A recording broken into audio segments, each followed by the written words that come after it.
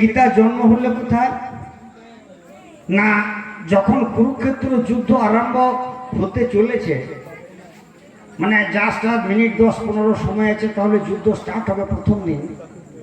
সেই গ্রাউন্ডে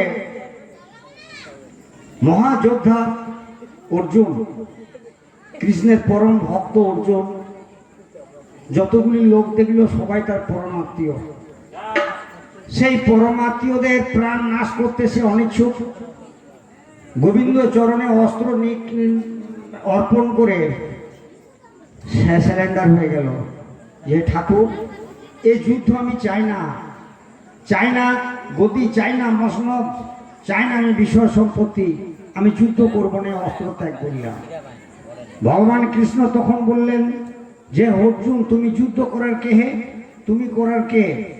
যা করাবো আমি যা করাবো তুমি তাই করবে। তুমি আমার কাছে তাকিয়ে দেখো আমি কে। অর্জুন যখন ভালো করে দর্শন করলো তখন তার বিশ্বরূপ দর্শন করলো। বলছে কি দেখছো? না ঠাকুর তোমার হাতে চক্র বনবন ঘুরছে। এবার কি দেখছো? না ঠাকুর চক্র থেমে গেছে। এবার কি দেখছো? না তোমার চক্রে কোটি কোটি ছিদ্র। এবার কি দেখছো? না প্রত্যেকটি ছিদ্র ঝুলছে, একটা ডেড বডিরও মাথা নাই। বলছে বন্ধু, এই দুনিয়াদারির বুকে কারো মাথা নাই, সবার মাথা হচ্ছে আমি। তুমি অস্ত্র তোলো, যুদ্ধ করো। কস্য পিতা কস্য মাতা কস্য ভার্যা সহোদরা কায়াচ প্রাণেন সম্বন্ধশ্চ কাকশ্চৈব পরিবেদনা।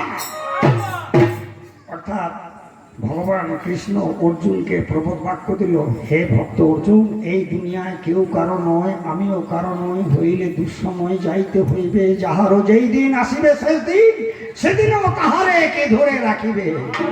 তাই এই কবি, মূর্খ কবি কি বলছে? ওরে ভাই বন্ধু দ্বারা সুত মাগো কাঁদিবে তারা, দুদিনে মাত্র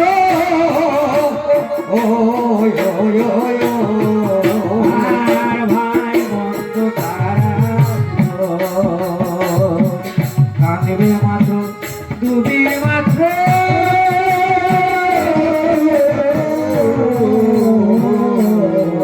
ওরে ভাই বন্ধু দ্বারা সুত কাঁদবে তারা, দুদিন মাত্র।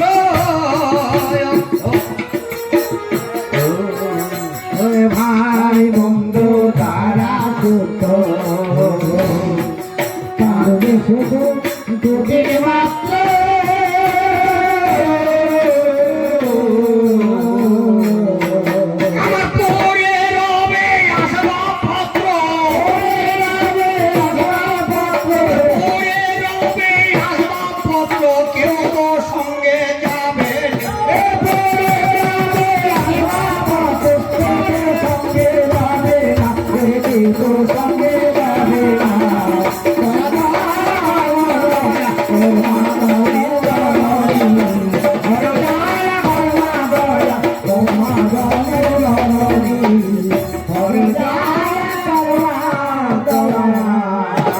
কবি কৃষ্ণ কান্তির এই কামনা,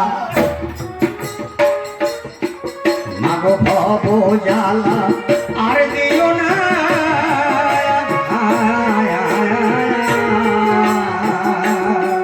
কবি কৃষ্ণ কান্তির এই বাসনা,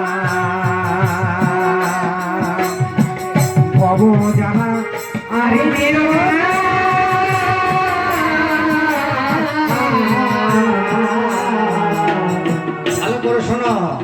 অধম কৃষ্ণ কান্তির এই কামনা, ভব জ্বালা আর দিও না। অধম কৃষ্ণ কান্তির এই কামনা, ভব জ্বালা আর দিও না।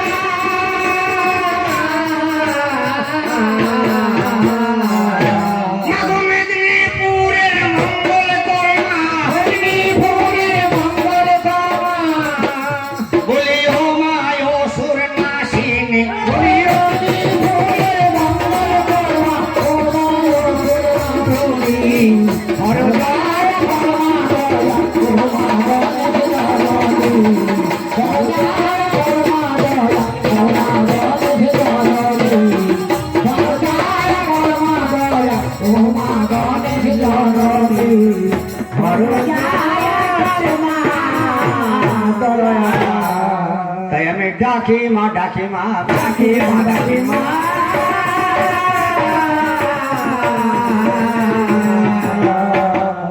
আজ গৌর নীলার বাজারেতে ডাকে মা ডাকে মা গৌর নীলার বাজারেতে ডাকে মা ডাকে মা মা গো সংসার সমুদ্রে এসে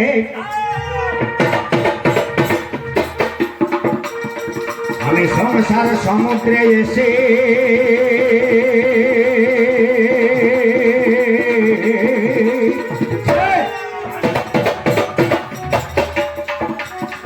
মাগর নামিলাম যখন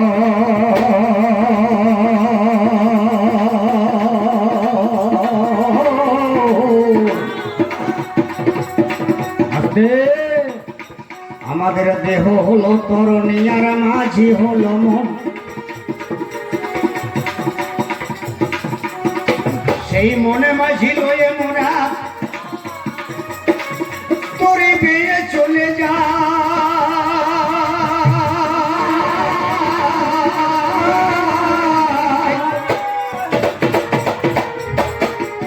সুমতি কুমতি নামে দুটি স্রোত দেখিতে পাই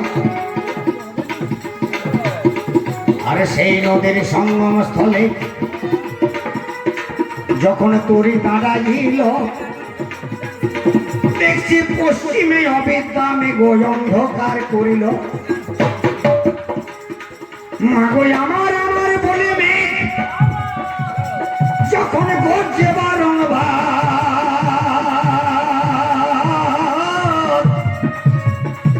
আরে ঘনায় আয়া ছিল অগ্নি অজ্ঞান মাথা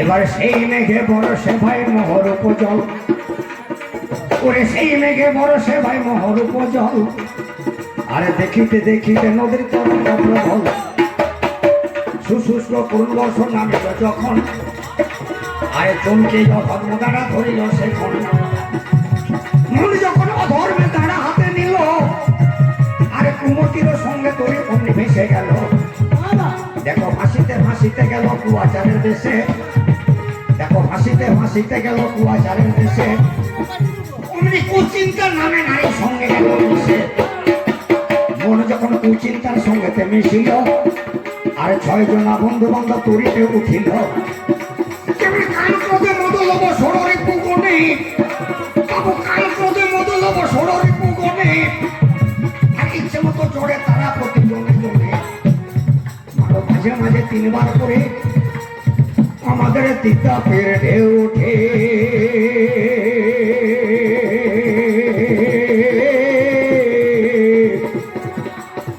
ওরে মাঝে মাঝে 3 বার করে তিতা পেরে ঢেউ ওঠে আর পাপে ভরা দেহ ধরি আমার মাঝ পথে ওঠে हमने মাছ ধরিয়া ডোবে রে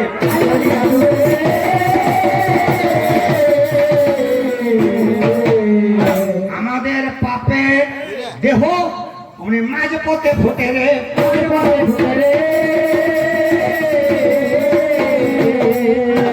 দেখুন কেন দেখুন হরি বলছেন না হরি বলতে বলছেন কোনটা ঠিক বাবু আপনি যে বললেন হরি বল তা আপনি নিজে বললেন না অপরকে বলতে বলছেন কোনটা ঠিক হরি বল আপনি বলছেন না অপরকে বলাবার চেষ্টা করছেন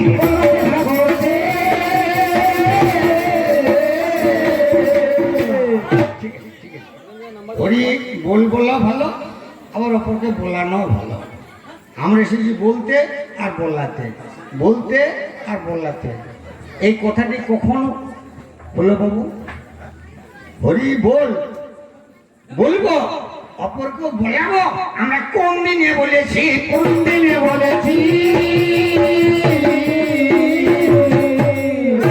না প্রথমেতে ছিলাম আমি পিতার মস্তক পরে প্রত্যেকটি জীব আমি আমার বাবা আমার দাদু তার বাবা আপনারা আপনাদের ছেলেরা আমার ছেলেরা আমার নাতিরা এই পৃথিবীতে যারাই আসা যাওয়া করছে কোন দিন প্রতিশ্রুত দিয়েছি আমার প্রথমেতে জীবাত্মা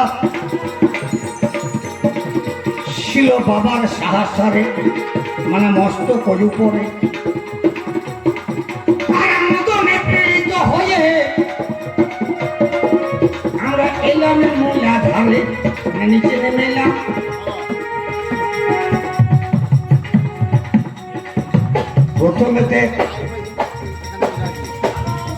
প্রথমেতে জীবাতা শৃঙ্গার পরশে,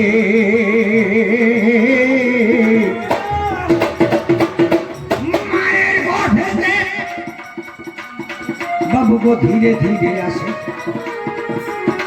দেখবেন প্রথম দিন বুদবুদাকার, দ্বিতীয় দিন কুসুম, তৃতীয় দিন রক্ত বর্ণ তপ্ত কাঞ্চন, চতুর্থ দিন সেই ডিম্ব আকার হাসে চক্র আকারে, পঞ্চম দিবসে আমাদের বৃদ্ধি গুণ ধরে। মাস মধ্যে জন্মে শরীর অষ্টাঙ্গ প্রমাণ, বাবু হস্ত পদ হয় না মাংস পিণ্ডের সমান। তৃতীয় মাসেতে করে পরে আকৃতি, আর চতুর্থ মাসেতে ছিলেন হস্তকের উৎপত্তি। পঞ্চম মাসেতে কেশবের জন্ম, ষষ্ঠ মাসেতে তনু বাড়ছে ক্রমে ক্রম, সপ্তম মাসে সপ্তাশুষে শক্তির সঞ্চারণ, অষ্টম মাসে দিব্য জ্ঞান আমার কাছে শোন। নবম মাসে নবম দশা হইল যখন অন্ত, ঠাকুর কোন পথে যাইব আমি ভাবিলাম একান্ত। আলো নাই বাতাস নাই, সেই অন্ধকার কারাগারে আমরা ঊর্ধ্বপদ অধঃশিরে মাতৃগর্ভে বন্দী ছিলাম ভাই। আর নরকের যন্ত্রণা ভোগ আর সইতে পারছি নাই। এমন সময় সেই শিশুটা আমার ডাকলো, দয়াময় হরি কোথায় আছো, উদ্ধার করো ভবের কান্ডারি। এই যন্ত্রণা কারাগার থেকে আমাকে জামিন দিয়ে যাবে, পৃথিবীর আলো দেখতেই আমার ইচ্ছা হচ্ছে। তবে এইবার সেই শিশুর ডাকে প্রভু আমার দিলেন দর্শন। ছেলেটাকে জিজ্ঞাসাবাদ করেছে সেখন, বলো বলো ওরে শিশু বলো আমার ঠাই, কারাগারে কেন তুমি আর থাকবে ভাই? ঠাকুর এই নরক যন্ত্রণা ভোগ সইতে আমি নারী, আমাকে মুক্তি করে দাও প্রভু, দাও তাড়াতাড়ি। এইবার ঠাকুর বলছে তোমার হস্ত দিয়েছি, পদ দিয়েছি, কদম দিয়েছি, নাসিকা দিয়েছি, চক্ষু দিয়েছি, কর্ণ দিয়েছি, তোমাকে সব দেহ দান করেছি। বলো তো তুমি কোন জিনিসটা কোন কাজে লাগাবে? ছেলেটা বলছে ঠাকুর আমি হাতে করে পুষ্প তুলে তোমার পুজো করবো। তবে এইবার বলছে ঠাকুর তুমি মুখে কি করবে? হায় না প্রভু বই আমি তোমার নাম ছাড়াই অন্য কিছু বলবো নাই। এই মুখেতে হরি বলবো, অপরকে বলবার চেষ্টা করবো, এই কানে তোমার হরি নামের কথা শুনবো, তোমার হরি গুণ কীর্তন শুনবো। আয় হেঁটে লোকের দাঁড়ে দাঁড়ে আমি তোমার নাম বিতরণ করবো। হরে কৃষ্ণ কৃষ্ণ কৃষ্ণ হরে হরে, হরে রাম রাম রাম হরে হরে। ঠাকুর আমি নিজেও বলবো, অপরকে বলাবার চেষ্টা করবো, আমাকে জামিন দিয়ে দেবে। এইবার শিশুর কথা শুনে ঠাকুর আমার খুশি হলেন। তবে এমনি হেরন যখন দিয়ে দিল, বিনয় আমার ভাই জননীর ব্যথায় আমার অমনি উঠে যায়। এইবার রাস্তাটা পরিষ্কার করার জন্য ঠাকুর আমার দ্রবরূপ হলো, পিছল জাতীয় জলরূপ অমনি ভেঙে গেল। মাতৃ জাতটা পিছল করার জন্য প্রভু আমার জলরূপ হলো ভাই। এইবার ছেলেটা বেরিয়ে গেল, কাজ বাজানা নাই, হস্ত পদ নিয়ে ঊর্ধ্ব পদ অধঃশিরে করজোড়ে ঠাকুরের কাছে আমরা সারেন্ডার হলাম ভাই। আর যেমনি মহামায়ার জালে পড়ে ফেললাম, আমরা পৃথিবীতে যেসব আর সব ভুলে যাই, আমরা মহামায়ার জালে জড়িয়ে গেলাম রে, মহামায়ার জালে জড়িয়ে গেলাম রে। মায়ের গর্ভ থেকে যখনই ভূগর্ভে এলাম, আমরা ঠাকুরকে ভুললাম, ঠাকুরকে ভুললাম। আপনি যে মনে রেখেছেন বাবা, আপনাকে আমার ধন্যবাদ রইল, ধন্যবাদ রইল। বাবা কবি গান গাইতে গেলে চাই একটা পাল্লা,